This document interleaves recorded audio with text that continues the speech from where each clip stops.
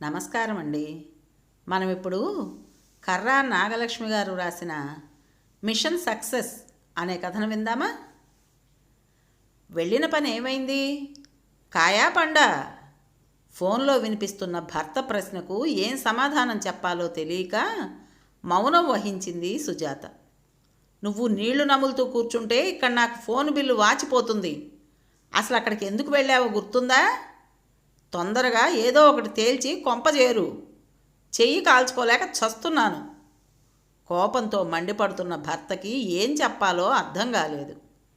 ఇంకా జాప్యం చేస్తే ఇంకెన్ని మంగళహారతులు వినాల్సి వస్తుందో అనే భయంతో ఇద్దరూ చాలా బిజీగా ఉంటున్నారు. మాట్లాడటమే కుదరలేదు. మెల్లగా అంది, మేనమేషాలు లెక్క పెట్టకు. రాత్రికి ఇద్దరు కొంప చేరగానే అమీ తుమీ తేల్చేసిరా. శుభంగాడు స్కూల్కి వెళ్తున్నాడా? నువ్వైనా వాడితో తెలుగులో మాట్లాడు. అక్షరాలు దిద్దించు. ఇవాళే వాళ్ళతో మాట్లాడు. ఓకే, ఇక ఉంటాను. ఫోన్ డిస్కనెక్ట్ చేసిన శబ్దానికి ఉలిక్కిపడి ఈ లోకంలోకి వచ్చింది సుజాత. ఏమిటో ఈ కాలం పిల్లలు పెద్ద పెద్ద చదువులు చదివి పెద్ద పదవుల్లో రాణిస్తున్నారు, కానీ జీవితంలో ఓడిపోతున్నారు. కారణాలు వెతికితే ఏమీ కనిపించటం లేదు.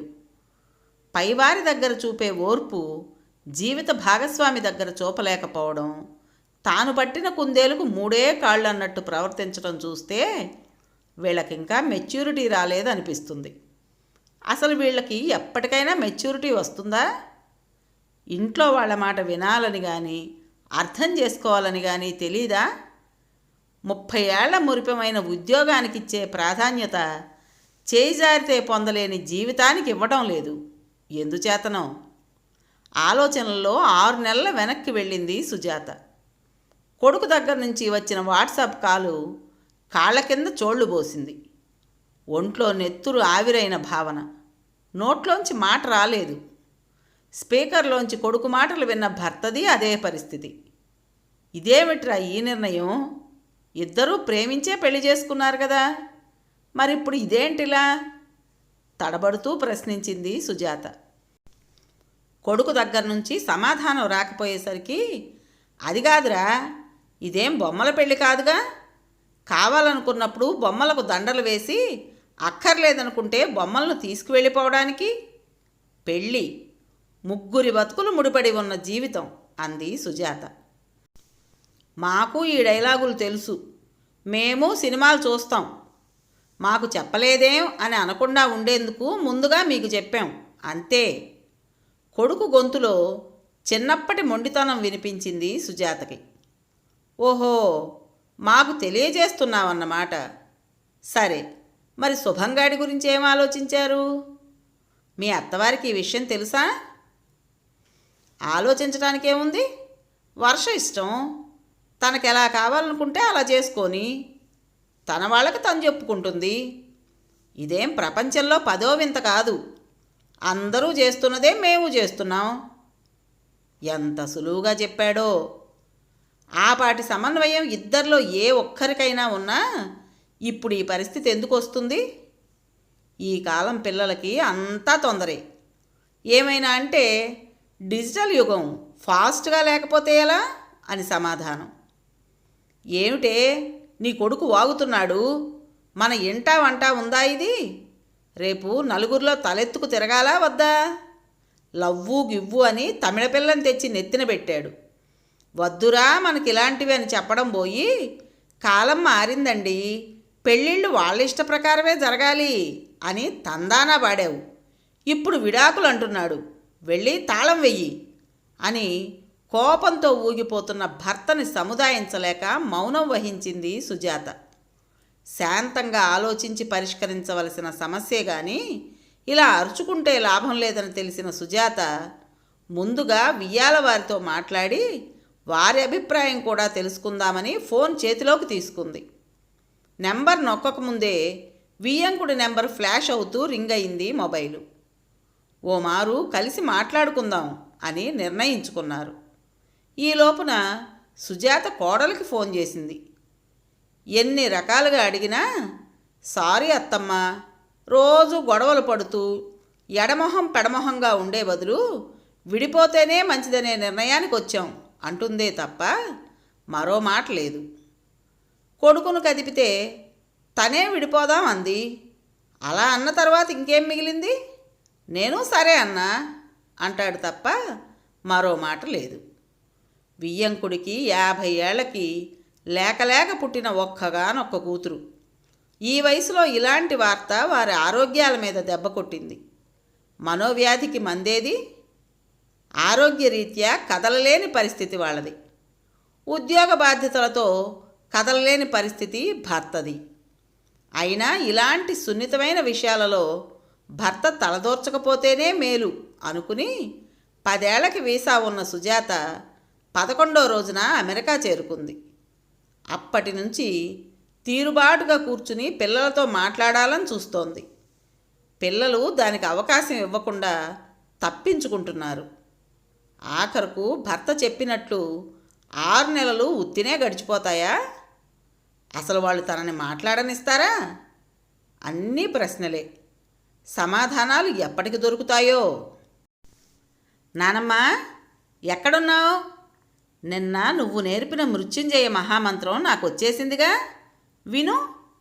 ప్రాంప్టింగ్ లేకుండా చెప్తే క్రెడిట్స్ వస్తాయిగా. స్కూల్ యూనిఫామ్లో పరిగెత్తుకొచ్చాడు శుభం. ఉండు, నాన్నకి హగ్గు కిస్సు ఇచ్చేసొస్తా అంటూ తండ్రి గది వైపు పరిగెత్తాడు. వాడికి ఇంగ్లీష్ తప్ప మరే భాష రాదు. అందుకే వాడితో అందరూ ఇంగ్లీష్లోనే మాట్లాడాలి. అమ్మా నాన్నల ముద్దు మురిపాలతో పెరిగిన వాడు వీక్ డేస్లో అమ్మ దగ్గర, వీకెండ్స్లో నాన్న దగ్గర ఉండాలని తెలిస్తే ఏమవుతాడు? వాడి భవిష్యత్తు ఏంటి? తల్లిదండ్రుల ప్రేమకు దూరమైన పిల్లల్లా వాడు సంఘ విద్రోహిగా మారతాడా? తలచుకుంటేనే దడ పుట్టించే ప్రశ్నలు కలవరపరచసాగాయి. ఆలోచనలకు స్వస్తి చెప్పి వాడి ఆటాపాటల్లో మునిగిపోయింది సుజాత. ఆ సమాధానం దొరికే సమయం అతి తొందరలోనే రాబోతోందని అప్పటికి తెలియదు సుజాతకి. నానమ్మ అంటూ కాళ్లకు చుట్టుకుని వెక్కి వెక్కి రాగాలు పెడుతున్న మనవడిని ఎలా సముదాయించాలో తెలియలేదు సుజాతకి. ఏమైందమ్మా? స్కూల్లో దెబ్బ తగిలిందా? చూపించు, మంత్రం వేసేస్తా, నొప్పుండదు. నో నో, నాకేం కాలే. మరి ఎందుకు ఏడుస్తున్నావు? నీకు తెలుసుగా నువ్వేడిస్తే నాకు ఏడుపొస్తుందని. మాట పూర్తి కాకముందే సుజాత కళ్ళల్లో నీళ్ళొచ్చాయి. ఏడవకు నానమ్మా, నేను ఏడవంలే. మరే మరే నా ఫ్రెండు మ్యాక్స్ తెలుసుగా? తెలుసు. వాళ్ళ మమ్మీ డాడీ డైవోర్స్ తీసుకున్నారు కదా. వీక్ డేస్లో మమ్మీ దగ్గర, వీకెండ్స్లో డాడీ దగ్గర ఉండేవాడు. ఇప్పుడేమో డాడీకి గర్ల్ ఫ్రెండు, మమ్మీకి బాయ్ ఫ్రెండు వచ్చారు. డాడీ ఏమో వీకెండ్స్కి తీసుకువెళ్ళడం మానేశాడు. మమ్మీ ఏమో వీడిని బాగా పనిష్ చేస్తోంది. మమ్మీ బాయ్ ఫ్రెండ్ కూడా వీడిని బాగా పనిష్ చేస్తున్నట్ట. మ్యాక్స్ని వెల్ఫేర్ సెంటర్లో చేరుస్తారట. అక్కడ మమ్మీ డాడీ లేని పిల్లల్ని చేరుస్తారట. వాడు చాలా దిగులుగా ఉన్నాడు నానమ్మ. తిరిగి వెక్కి వెక్కి ఏడవసాగాడు. వాణ్ణి ఎలా ఓదార్చాలో తెలియలేదు సుజాతకి. అయినా వాడి దుఃఖం చూడలేని సుజాత, ఏడవకు నాన్న, మ్యాక్స్ వెళ్ళిపోతే మరో ఫ్రెండ్ దొరుకుతాళ్లే. వెల్ఫేర్ సెంటర్స్లో పిల్లల్ని బాగా చూసుకుంటారమ్మా. అక్కడ ఎవరూ పిల్లల్ని కొట్టరు. మంచి స్కూల్స్లో చదివిస్తారు. నువ్వేం మ్యాక్స్ గురించి బెంగ పెట్టుకోకు అంటూ వాడి వెన్ను నిమరసాగింది. నేనేం మ్యాక్స్ గురించి ఏడవడంలే, ఉక్రోషంగా అరిచినట్లు అన్నాడు శుభం. మరి? అయోమయంగా అంది సుజాత. నీకు తెలుసా నానమ్మా, మమ్మీ డాడీ కూడా డైవోర్స్ తీసుకునేటట్టున్నారు.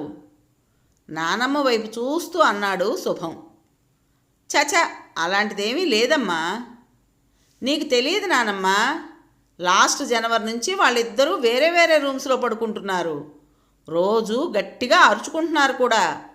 మ్యాక్స్ మమ్మీ డాడీ కూడా డైవోర్స్కు ముందు ఇలాగే చేసేవారట. నాకు తెలుసు, వీళ్ళు కూడా డైవోర్స్ తీసుకుంటారు. బావురుమన్నాడు శుభం. మనవడిని నిద్రపుచ్చుతున్న సుజాతలో ఎన్నో ఆలోచనలు. పసివాడు ఎంత వేదన పడుతున్నాడు. పిల్లాడి బాధ చూస్తూ కూడా తల్లిగా తన కొడుక్కి మంచి చెడు చెప్పకపోతే తన పెద్దతనం ఎందుకు? దొంగలు దాడటానికా? అవును, చెప్పాలి. విని ఆచరిస్తే మంచిదే, లేకపోతే వాళ్ళ కర్మ. నిద్రలో కూడా వెక్కిళ్ళు పెడుతున్న శుభానికి దుప్పటి సరిచేసి హాల్లోకి వచ్చింది. నిశ్శబ్దంగా డిన్నర్ చేస్తున్న కొడుకుని కోడల్ని చూస్తూ, నేను మీతో మాట్లాడాలనుకుంటున్నాను అంది సుజాత. మాట్లాడటానికి ఏమీ లేదమ్మా అంటున్న కొడుకును ఆపి, అదే మీ చదువుకున్న వాళ్ళతో ఉన్న సమస్య అంది. మాట్లాడాలనుకుంటే మాట్లాడు, కానీ ఫలితం ఉండదు. మనం చేసే ప్రతి పనిలోనూ లాభం ఉండాలనుకుంటే జీవితం వ్యాపారం అవుతుంది. సినిమా డైలాగ్స్ చెప్తున్నావా అమ్మా? సినిమాలు జీవితాల్లోంచే వస్తాయిరా. ఇన్నేళ్ల మీ ప్రేమ, 10 ఏళ్ల మీ వైవాహిక జీవితం ఇలా ఎందుకయింది నాన్న? ఒక్కసారి ఒకరినొకరు నిందించుకోకుండా ఆలోచించుకోండి. మీరు ఆనందంగా గడిపిన సమయాలు అస్సలు లేవా? ఇద్దరూ ఇలా పిల్లి కుక్కల్లా పోట్లాడుకోవడానికి కారణాలేమిటి? ఒకరి మీద ఒకరికి ఇష్టం పోయిందా, లేక మరెవరి ఆకర్షణలోనైనా పడ్డారా? సుజాత ప్రశ్న పూర్తి కాకుండానే ఇద్దరూ ఒకేసారి అదేం కాదు అని జవాబిచ్చారు. మరి నీకు తెలుసు కదా, నేను వారంలో 5 రోజులు ట్రావెల్ చేయాలి. ఇంటికి వచ్చేసరికి భోజనం ఉండదు, బట్టలు వాష్ అయి ఉండవు, ఇల్లు పరమభీభత్సంగా ఉంటుంది. ఎన్నిసార్లు చెప్పినా నీ కోడలు తీరంతే. రాను రాను నువ్వే చేసుకోవచ్చు కదా నన్ను అనకపోతే అంటుంది. 4 గంటలు ఫ్లైట్లో ప్రయాణం చేసి ఒళ్ళు అలిసిపోయి వస్తే సరైన తిండి కూడా లేకపోతే ఇక నాకు పెళ్ళెందుకు? నా లైఫ్కి బ్యాచిలర్ లైఫ్కి తేడా ఏమిటి? రోజు నీ నస భరించలేను, వేరే మార్గం చూడు అంది. వేరే మార్గం అంటే విడిపోవడమా అన్నాను. రోజు తిట్టుకుంటూ కలిసి ఉండే బదులు విడిపోవడమే మేలు అంది. సరే అని విడాకులకు ఏర్పాట్లు చేస్తున్నా అన్న కొడుకు మాటలలో మొత్తం సమస్య అర్థమైంది సుజాతకి. సరే, నీ వైపు సమస్యను కూడా చెప్పమ్మా. నీకు తెలుసా, మీ అమ్మా నాన్న మీ తొందరపాటు నిర్ణయానికి ఎంత బాధపడుతున్నారో కోడలితో అంది సుజాత. ఆయన వైపు నుంచి ఆయన చెప్పారు కదా అత్తమ్మ. ఇక నా వైపు నుంచి అంటే నాది వర్క్ ఫ్రమ్ హోమ్. వంటమాట దేవుడు ఎరుగు, మంచినీళ్ళు తాగడానికి కూడా సమయం ఉండదు. మీరు చూస్తూనే ఉన్నారు కదా. ఏ పాటి సమయం చిక్కినా శుభంగాడి ఫుడ్ ప్రిపేర్ చేయడం, వాడి బట్టలు వాష్ చేయడంతోనే సరిపోతుంది. మరి వరుణ్ బట్టలు నావి వెనకబడతాయి. శుభం స్కూలు 40 మైళ్ళ దూరం. రోజు వాడిని దింపాలి తేవాలి అంటే సుమారు 40-80 మైళ్ళ ప్రయాణం. అదీ కాక వాడిని స్విమ్మింగ్కి, సాకర్ క్లాసులకు తీసుకువెళ్ళాలి. వీకెండ్స్లో చిన్మయ మిషన్ క్లాసెస్కి తీసుకువెళ్ళాలి. నాది శరీరమే, నాకు రెస్ట్ కావాలి. నీ బట్టలైనా మిషన్లో వేసుకోవచ్చుగా అంటే నాకు టైం లేదంటాడు వరుణ్. వీక్ డేస్లో ఎలాగూ ట్రావెల్లో ఉంటాడు కాబట్టి కనీసం వీకెండ్ క్లాసుల కన్నా శుభాన్ని వరుణ్ తీసుకువెళితే నాకు బట్టలు వాష్ చేసుకోవడానికి, డిష్ వాషర్ లోడ్ చేసుకోవడానికి వీలవుతుంది కదా. వర్ష తన ఇబ్బందులను తను చెప్పుకుపోతోంది. నిజమే, సాఫ్ట్వేర్ ఉద్యోగాల్లో జీతాలు ఎక్కువ, పని కూడా ఎక్కువే. అమెరికాలో ఉన్న వాళ్ళకైతే పండగ పబ్బాలకు సెలవులు కూడా ఉండవు. పొద్దుట అమెరికా కస్టమర్తో మాట్లాడాలి, పనిచేసేవారు ఇండియాలో ఉంటారు కాబట్టి తెల్లవార్లు వాళ్ళతో మాట్లాడాలి. కాబట్టి వీరికి రాత్రి పగలు తేడా లేదు. చేసే పనికి అంతు పొంతు కూడా ఉండదు. చిన్నప్పటి నుంచి ఇటు పుల్ల అటు పెట్టకుండా పెరిగిన పిల్లలు పెద్ద చదువులు చదివి పెద్ద కంపెనీలో పెద్ద జీతం అనగానే ఆకాశంలో విహరిస్తారు. వాస్తవంలో పడేసరికి ప్రేమ పెళ్ళో, పెద్దలు కుదిర్చిన పెళ్ళో అయ్యి ఒకరో ఇద్దరో పిల్లలు కలిగి కష్టాలు మొదలవుతాయి. సరైన నిద్రాహారాలు లేక, పని ఒత్తిడి తట్టుకోలేక వచ్చే చిరాకు ఇంట్లో వారి మీద చూపించడం మొదలు పెడతారు. కానీ ఒత్తిడి తగ్గించుకునే మార్గాలు మాత్రం వెతకరు. విడాకులే వారి సమస్యకి పరిష్కారం అనుకుంటున్నారు. ఆలోచనల్లోంచి బయటపడి తలనొప్పి వస్తే తల నరుక్కుంటామా, బాము రాసుకుంటామా? కొడుకును అడిగింది సుజాత. నువ్వు మరీనమ్మా, తల ఎవరైనా నరుక్కుంటారా? మరి మీరు అదే చేస్తున్నారు కదా. ముందు సమస్య ఎక్కడుందో తెలుసుకుని మందు వేయాలి కానీ ఇదేమిట్రా? అంటే మేము అనవసరంగా రియాక్ట్ అవుతున్నామనే? మాకు ఆలోచించే శక్తి లేదనే? శక్తి ఉంది, కానీ దాన్ని సరిగ్గా ఉపయోగించుకోలేకపోతున్నారు. నీ ఉద్దేశంలో సమస్య ఎక్కడున్నట్టు? అలా అడిగావు, బాగుంది. సమస్య మీ ఉద్యోగాల్లో ఉంది. అయితే ఉద్యోగం మానేసి కూర్చోమంటావా? ఆ తొందరే వద్దనేది. సమస్యకి తగిన చర్య తీసుకోవాలి. వంకాయ కూరలో ఉప్పు ఎక్కువైందని నువ్వు, తిన్న కంచం తీయలేదని కోడలు కోర్టుకెక్కితే ఎలా? చిన్నవాడైనా శుభం చక్కగా తన వాదన వినిపించాడు. వాడి ప్రశ్నలకు మీ దగ్గర సమాధానాలున్నాయా? నీ చిన్నప్పుడేమిటి? ఇప్పటికీను నాకు మీ నాన్నకు ఏ విషయంలోనూ అభిప్రాయాలు కలవలేదు. అంత మాత్రాన విడిపోయామా? కొన్నిసార్లు ఆయన మాటకు నేను విలువిచ్చి పాటించాను, కొన్నిసార్లు నా మాట చెల్లించుకున్నాను. దేనికైనా పట్టు విడుపు ఉండాలి. సరే, మీరన్నట్టుగానే అభిప్రాయాలు కలవలేదని విడాకులు ఇచ్చేసుకుని మరో భాగస్వామిని వెతుక్కుంటే వారితో అభిప్రాయ భేదాలు రావని గ్యారంటీ ఉందా? అలా జరిగితే మళ్ళీ విడాకులా? శుభం వాడి అభిప్రాయం చెప్పాడు కదా. నేను కొన్ని సలహాలు ఇస్తాను, ఆలోచించండి. నచ్చితే పాటించండి. సరేనా? మేము ఎవరికీ తలవంచం, మమ్మల్ని ఏ బంధాలు కట్టి పడేయలేవు. మేము సర్దుకోలేం, కానీ ఎదుటివారు అన్నింటికీ ఒదిగి ఉండాలి. ఇది మీ అభిప్రాయం. ఇది న్యాయమేనా? ఒకరు ఒక మెట్టు ఎక్కాలి, అవసరమైతే ఒక మెట్టు దిగాలి. మనం మాట్లాడే ప్రతి మాటను ఆచితూచి వాడాలి, కానీ నోరుంది కదా అని నోటికొచ్చింది మాట్లాడితే ఎలా? ప్రతి యాక్షన్కి రియాక్షన్ ఉంటుంది అని చిన్నప్పుడు చదువుకున్న పాఠం జీవితాంతం గుర్తుంచుకోవాలి. ఆడకైనా మగకైనా ఇది వర్తిస్తుంది. ఒకటి చెప్పండి, మీ బాస్తో అభిప్రాయ భేదం వస్తే ఏం చేస్తున్నారు? సర్దుకుపోతున్నారా? మాటకు మాట అని దెబ్బలాడుతున్నారా? మాటకు మాట అంటే వెంటనే ఫైరే. మరి కస్టమర్తోనో ఇంకా జాగ్రత్తగా ఉంటాం.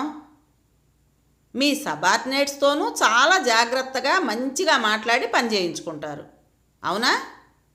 మరి మీ ఇద్దరూ మాట్లాడుకునేటప్పుడు మాత్రం సామరస్యం ఎందుకు లోపిస్తోంది?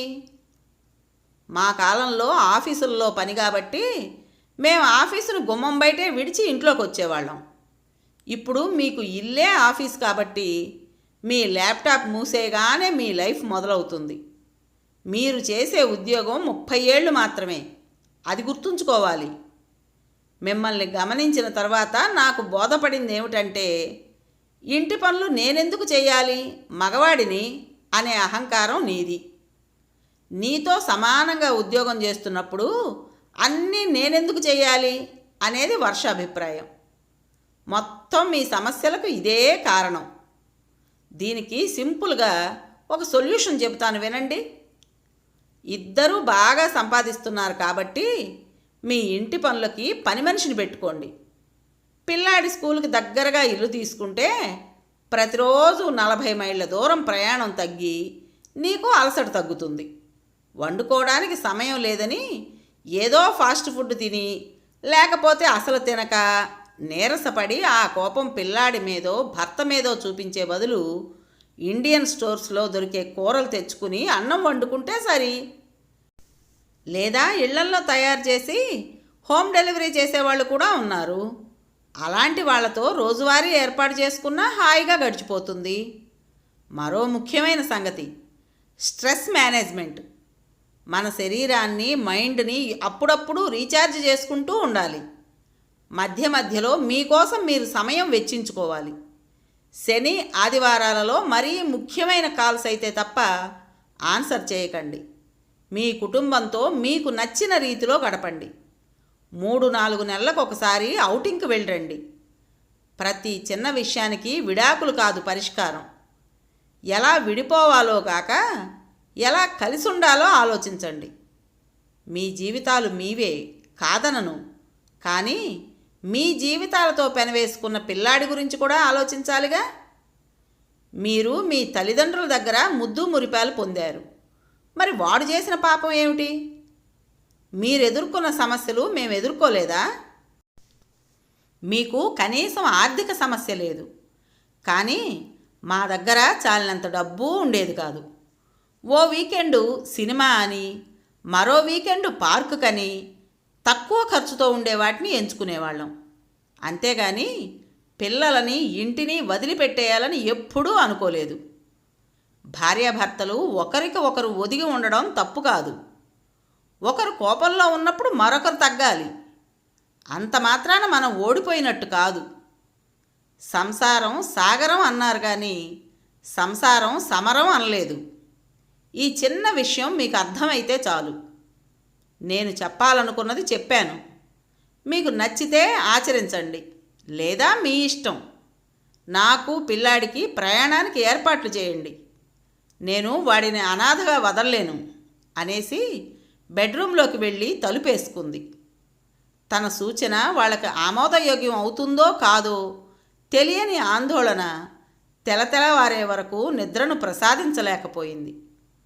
శుభం మెల్లగా నానమ్మ అని పిలవడంతో మెలకువ వచ్చింది సుజాతకి. పద నానమ్మ, బ్రష్ చేసుకుందాం అనడంతో తలుపు తీసింది సుజాత. సర్ప్రైజ్ సర్ప్రైజ్ శుభం అంటున్న అమ్మా నాన్నల్ని నమ్మలేనట్లు చూశాడు శుభం. ఇల్లంతా అలంకరించిన కొవ్వొత్తులని, డైనింగ్ టేబుల్ పైన పెట్టిన పువ్వులను, కేక్ని చూసి wow, I love you, I love you mummy daddy, నానమ్మ ద ఫ్యామిలీ హగ్ టైం అంటున్న శుభం మొహంలో కోటి చంద్రుల కాంతిని చూసింది సుజాత. 1 సెకండ్ అని మిషన్ సక్సెస్ అని భర్తకు వాట్సాప్లో మెసేజ్ పెట్టి పరుగున వచ్చింది సుజాత. కథ పేరు మిషన్ సక్సెస్. రచించిన వారు కర్రా నాగలక్ష్మి గారు. విన్నారు కదండి. మరి ఈ కథ మీకు నచ్చిందా? నచ్చినట్టయితే లైక్ చేసి మరో నలుగురికి షేర్ చేయండి. అలాగే ఈ కథ పైన మీ విలువైన అభిప్రాయాన్ని కామెంట్ బాక్స్లో తప్పకుండా తెలియజేస్తారు కదా. మరి ఇంత మంచి కథను మనకు అందించిన రైటర్ గారికి మనస్ఫూర్తిగా మనందరి తరపున ధన్యవాదాలు తెలియజేసుకుంటూ, కొత్త వాళ్ళు కనుక మన ఛానల్ చూస్తున్నట్టయితే తప్పకుండా సబ్స్క్రైబ్ చేసుకోండి. రేపు మరో మంచి కథతో మీ ముందుకు వస్తాను. అప్పటి వరకు ఉంటానండి.